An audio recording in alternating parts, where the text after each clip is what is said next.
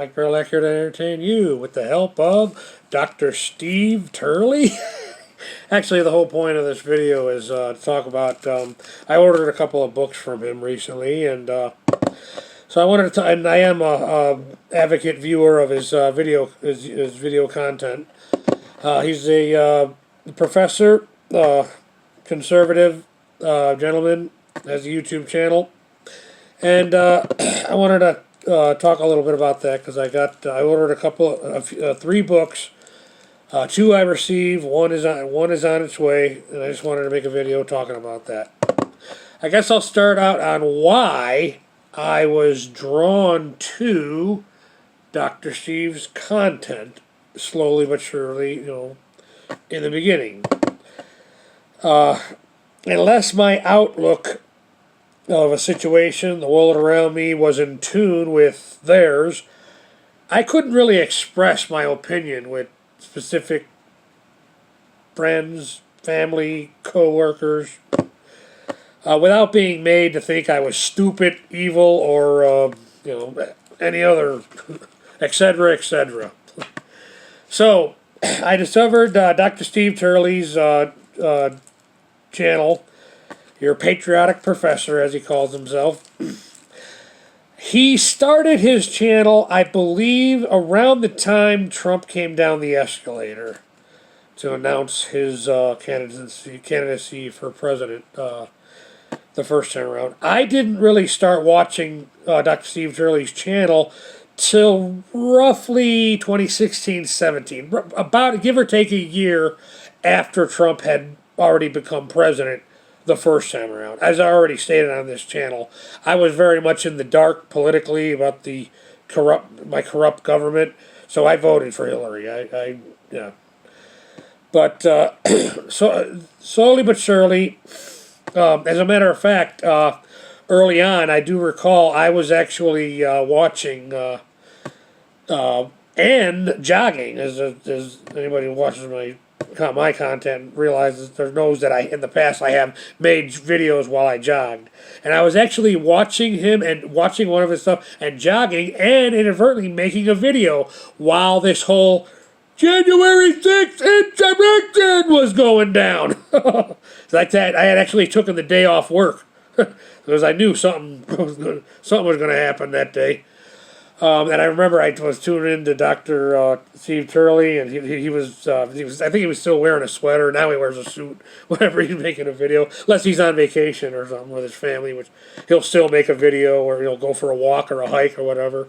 Right now he's up in upstate New York. A couple of videos he posted recently showing the scenery there at Lake George. Which I was fascinated by. I was like, wow, I on one of the videos I commented, is this where they filmed Goonies? Because that's what it reminded me of. But anyways, I remember during the January 6th insurrection, I was watching him and posting a video of my own while I was jogging. And I remember Dr. Steve Turley was wearing a sweater, and his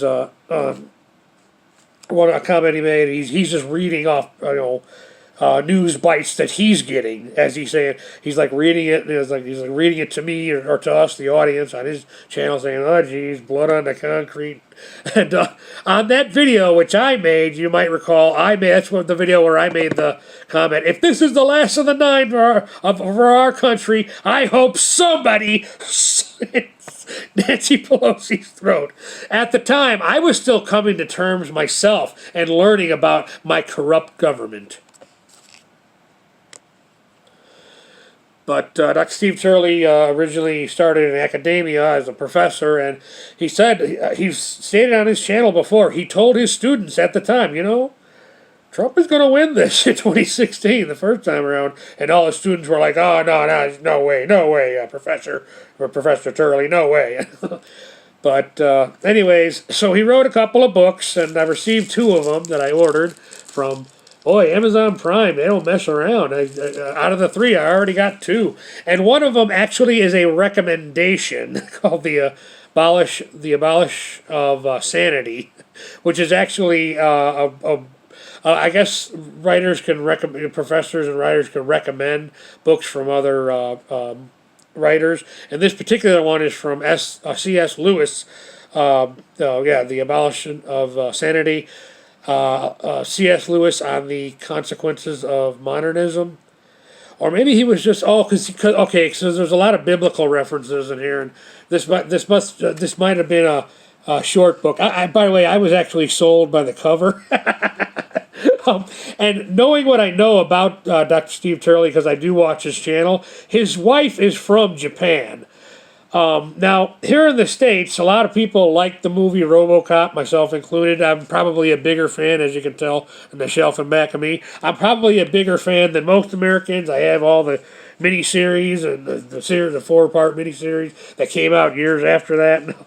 But anyways, I'm probably a bigger fan, but not as big of a fan as apparently Japanese children are of RoboCop. I mean, for God's sake, RoboCop sells chicken nuggets to kids, for crying out loud. Don't take my word for it. Google Japanese RoboCop chicken nuggets, and I'm sure it'll come up. And then I also got Fight, how the MAGA movement is changing the world. And if I can show you, if you were to tune into his YouTube channel, you'd probably see that. That's him there, is his bookshelf and back of him there. But that's him. That's usually where he'll usually be interviewing somebody, usually by Zoom call, you know.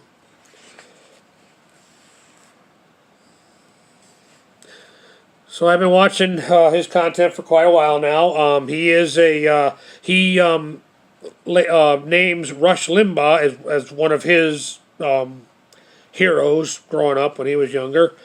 He also got his start in classical guitarist too. Probably why the algorithm recommended his channel to me too.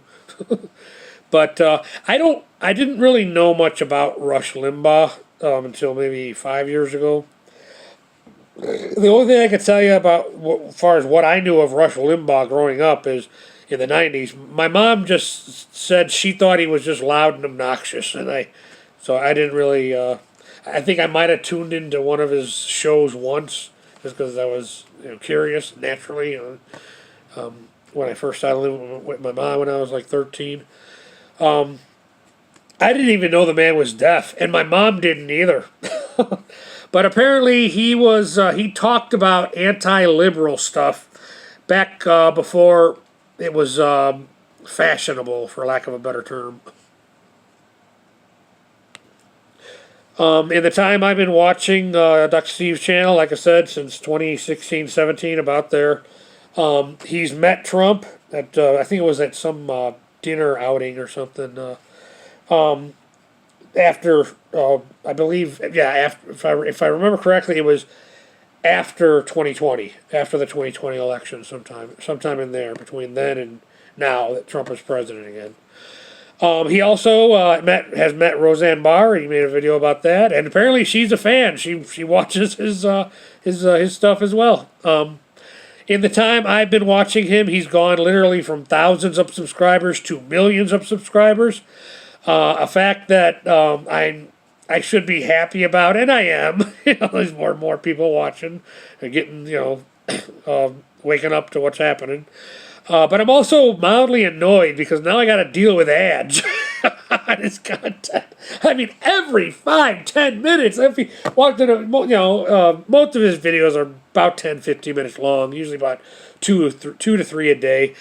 And usually longer ones if he ends up Zoom calling with and interviewing someone, whether it's in the Maha movement, Make America Healthy Again, or whatever. But usually those videos will be a little bit longer, like 20, 25, 30 minutes. But every 5 damn minutes, jeez.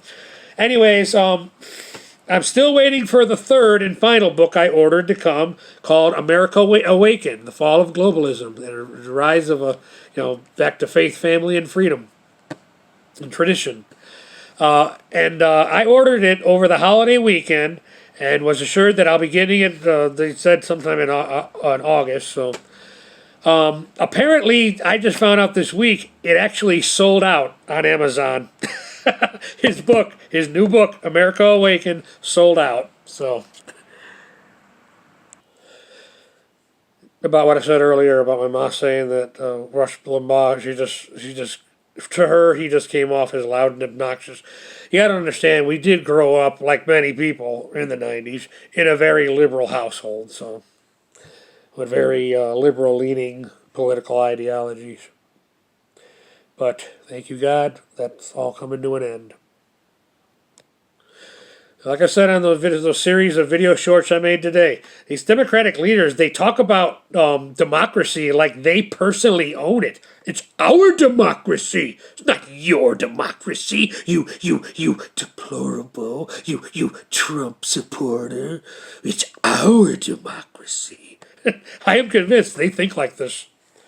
You know, they're forever wars. You know, the Democratic Party used to be the anti-war. Remember that? At least that's what I was convinced in the 90s. They were the anti-war party. No, now they become the forever war and forever America in debt.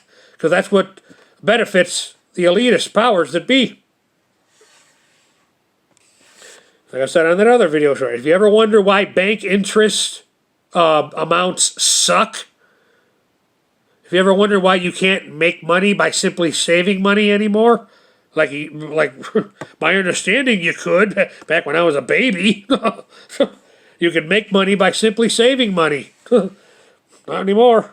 And the elitist powers that be made it that way, so that they can pay for the special interest groups that help nobody and that work for nobody. Because if they did, they wouldn't need the money anymore, and then they'd have to pay we the people back. God forbid. All right, that's enough for this one. One thing that still helps helps me to relax and forget about all the flunked up stuff going on in this world, and that's storytelling. So I really started to read my books more, watch my movies, listen to my CDs, and just less and less and less and less and less social media. But I came home late the other night, but I put in, I watched Marlon Brando and Val Kilmer in The Island of Dr. Moreau. When I was a kid, I didn't know it was pronounced Moreau, so I just would always say, yeah, that movie, The Island of Dr. Moron. Anyways, I put that in as soon as I got home. I still had stuff to do, but I really was only intended on sitting and watching the last 20 minutes of it anyways. Very fascinating movie. I always enjoy it when I do sit down and watch it. I actually watched it probably not too long ago, maybe a year and a half ago. But very good movie, definitely worth a watch from time to time. And tonight I decided, it has been quite a few years since I actually sat and watched David Cronenberg's The Fly. I recall this movie has a lot of technical dialogue. The last time I watched it, probably 15, 20 years ago, maybe. I remember we got some notes in here from the last time I watched it. So the notes from the last time I watched this movie that I wrote down and put in with the DVD. I almost forgot how good this one is. A lot of intriguing dialogue and monologues. Apparently after I watched it, I looked up a bunch of stuff on my phone about this film, The Fly, especially the butterfly baby ending. And in doing so, I came across a cool quote from Einstein, and I wrote the quote down. The beautiful thing we can experience is the mysterious. It is the source of all true art and all sciences. He to whom this emotion is a stranger, who can no longer pause to wonder and stand wrapped in awe, is as good as dead. His eyes are closed. Albert Einstein said this in 1931. And after that, if I'm not terribly tired, I think I'm going to try to read this comic book adaptation of, apparently there was a movie that they made of the Island of Dr. Moreau story in the 70s, which, to my surprise, I did not know about until there's a featured article about it in this comic book that I found when I was on my shopping spree for the last decade. But anyways, I'm surprised that my ma didn't know about it till I read the cover of this. Apparently, this is the official adaptation of American International Sensational Movie Thriller. So if this movie was distributed internationally, that might explain why I never knew about it. It might be a movie my mom was aware of when it was brand new, and then it kind of just faded away here in the States or whatever, for whatever reason. Anyways, that's enough. Mike Parolak, thank you for your time.